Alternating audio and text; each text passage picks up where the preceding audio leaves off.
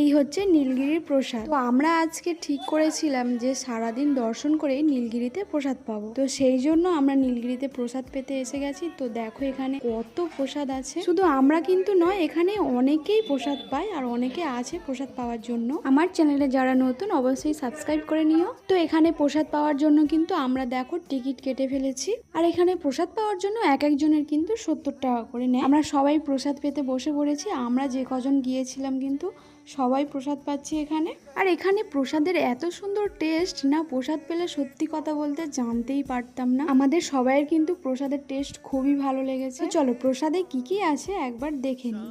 এখানে আছে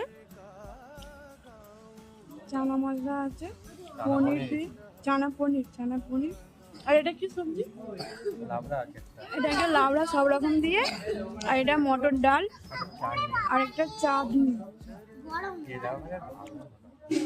একটু টেস্ট করে দেখি। দারুণ খেতে। ভিডিওটা ভালো লাগলে কমেন্ট করে জানিও। পরের ভিডিওতে দেখাবো নিউ পুরি। রাধে রাধে।